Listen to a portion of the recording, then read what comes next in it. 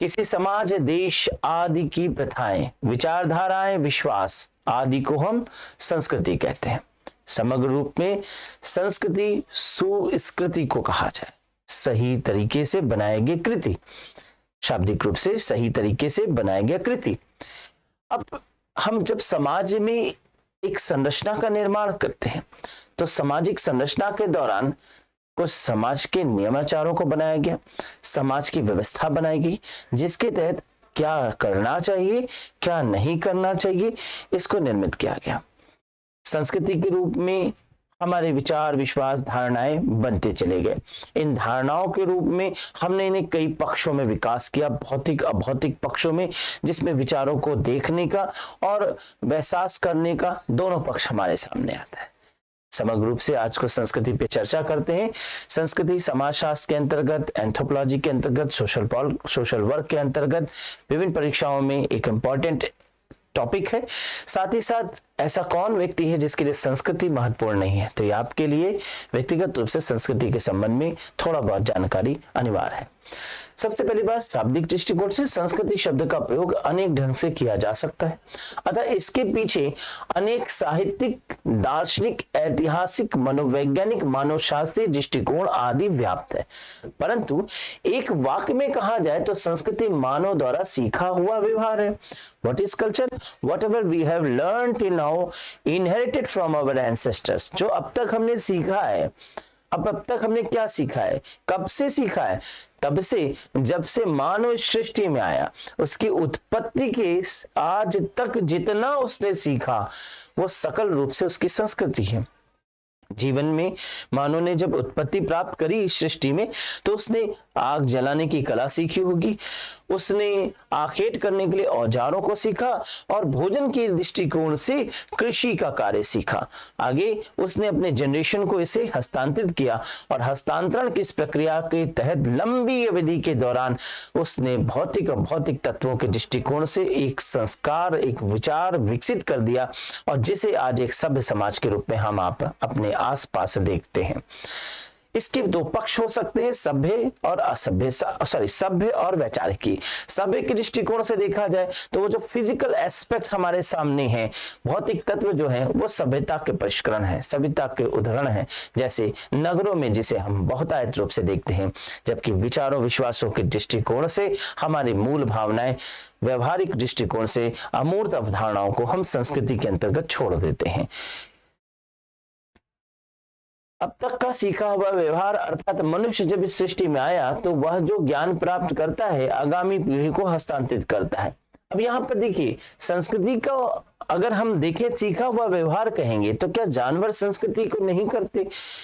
बिल्कुल, उनमें भी सीखा जाता है, वो भी सीखते हैं, परंतु हस्तांतरण की प्रक्रिया उन्हें नहीं पता, वो अपने जनरेशन को सिखा के नहीं जाते। तो इस प्रकार से संस्कृति उनमें बहुत ही सूक्ष्म है और वह ज्यादा समय तक नहीं रुकती। इस प्रकार से संस्कृति ना के बराबर उनमें देखने को मिलता है। संस्कृति के संबंध में कुछ तत्वों को हम लोग स्टडी करेंगे। पहली बात, संस्कृति को दो भागों में विभाजित किया जा सकता है। अभी जैसा मैंने कहा, एक भौतिक पक्ष और एक अभौतिक पक्ष। भौतिक संस्कृति उसे कहते हैं जिसे हम छू सकते हैं, देख सकते हैं, मूर्त रूप होता है। जैसे हम फ्रिज को देखें, टेलीविजन को देखें, मोटर गाड़ी को देखें, वस्त्र परिधान को देखें, पेंसिल, पेन, किताब, वो सब कुछ जो हमने छू सकते हैं, देख सकते हैं, जिनका विकास हमने किया है। इस दृष्टिकोण से इस भौतिक पक्ष को, जो भौतिक रूप से सीखा हुआ व्यवहार है मनुष्य का, इसे हम भौतिक संस्कृति कहते हैं। अभौतिक संस्कृति की बात करें तो इसे एहसास किया जा सकता है, वह कार्य करने के तरीके कार्य प्रणाली में व्याप्त है, जैसे पैर छूना इत्यादि इत्यादि। बड़े जनों का, गुरुजनों का सम्मान करना, पैर छूना, भावना से किसी को प्रेम करना, प्रार्थना करना, पूजा पाठ करना, विचारों को, विश्वासों को, ईश्वर को, आस्था को, परिणामों को, इन सब चीजों को सकल रूप से हम अभौतिक पक्ष के रूप में देख सकते हैं। अपने कार्यों के कार्य प्रणाली के रूप में, क्रियाओं के दृष्टिकोण से इन्हें हम संस्कृति नाम देते हैं।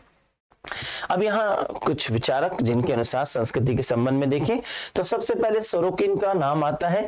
सोरोकिन ने इन्हें तीन प्रकार की संस्कृतियों में विभाजित किया। सबसे पहले विचारात्मक संस्कृति। सोरोकिन ने एक सिद्धांत दिया जिसमें इन्होंने कहा कि संस्कृति जो है वो पेंडुलम के भांति है, वह एक स्थान पर स्थिर नहीं रहती, वह धीरे धीरे मूवमेंट करती है, लेकिन जहां से शुरू होती है वो वहां की ओर वापस लौट जाती है।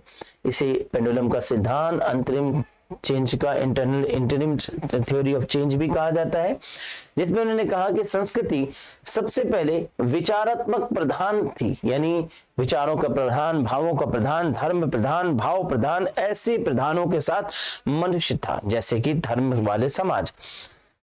सोरोकिन ने संस्कृति की खड़ी को पेंडुलम के अनुसार व्यक्त किया। सोरोकिन के अनुसार ईश्वरीय विचारात्मक संस्कृति कहलाती है, संस्कृति भावात्मक या विचारात्मक संस्कृति कहलाती है। संस्कृति का यह रूप भौतिक मूल्यों की अपेक्षा आध्यात्मिक मूल्यों को अधिक महत्व देता है। इसका संबंध आत्मा, भावना, ईश्वर से होता है, जहां विवेक, तर्क, इंद्रियों को व्रत नहीं प्रदान किया जाता।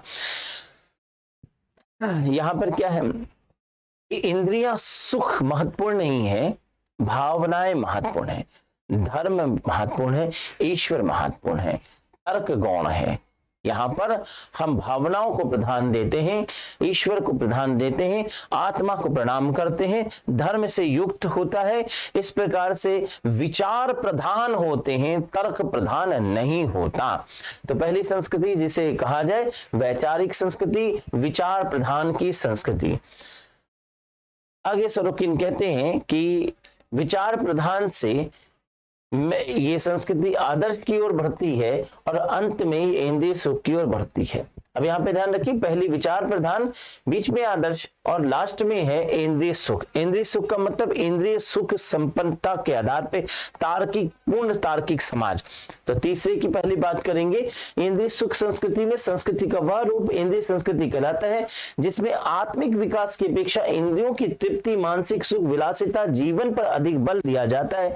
संस्कृति का क्षेत्र मूर्त, भौतिक, स्थूल होता है, अनंत होता है। स्थूल का क्या मतलब, अनंत होता है, सूक्ष्म की ओर नहीं, ये अनंत होता है। इतना सुख प्राप्ति, जितना अधिक सुख प्राप्ति कर सकते हैं, जितना अधिक हम भाग सकते हैं। तो इस प्रकार से देखें तो यहाँ मानसिक सुख, विलासिता पर प्रधानता होता है, वैचारिक की नहीं बल्कि तर्क प्रधान होता है, विज्ञान का प्रधानता होता है, ना कि धर्म की प्रधानता होती है।